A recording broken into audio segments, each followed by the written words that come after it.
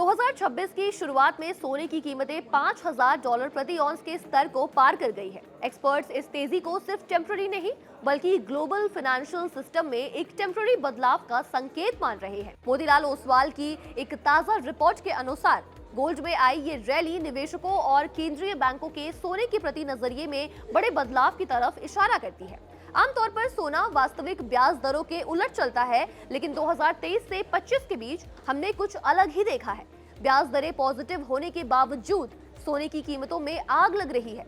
मोतीलाल ओसवाल के एक्सपर्ट मानव मोदी के अकॉर्डिंग अब निवेशक सिर्फ ब्याज दर नहीं देख रहे हैं, बल्कि वो फाइनेंशियल स्टेबिलिटी और बढ़ते कर्ज को देख रहे हैं। पहले लोग सोना सिर्फ महंगाई से बचने के लिए खरीदते थे, लेकिन अब ट्रेंड बदलता हुआ नजर आ रहा है। आज के निवेशक सोने को एक सेफ हेवन के रूप में देख रहे हैं, यानी अगर बड़ा आर्थिक या वित्तीय संकट आता है तो आपका पैसा सिर्फ सोने में सुरक्षित है।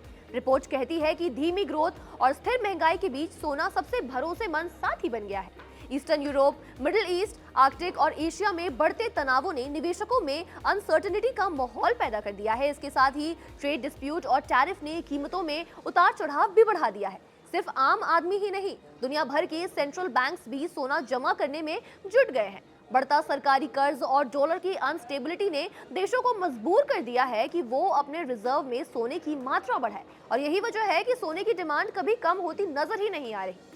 ग्लोबल लेवल पर सोने की खानों का प्रोडक्शन लिमिटेड है, स्टॉक कम है और नए प्रोजेक्ट्स में समय और कॉस्ट दोनों ही ज्यादा लग रहे हैं। आपको बताते चले, भारत और दूसरे उभरते बाजारों में मुद्रा गिरने से सोने की कीमतें बढ़ी हैं और घरेलू मांग भी बढ़ी है। ईटीएफ निवेश में फिर से तेजी देखी गई है और केंद्रीय बैंक लगातार 1000 टन सोना खरीद रहे हैं। ये सारे फैक्टर्स मिलकर सोने की कीमतों को स्टेबल करने में मदद कर रहे हैं। रिपोर्ट में आगे ये भी कहा गया है कि ये रैली सिर्फ टेम्पररी नहीं है। अगर ये सिचुएशन बनी रहती है तो सोने का बढ़ता मूल्य ग्लोबल फाइनेंशियल सिस्टम में स्थायी बदलाव का संकेत हो सकता है।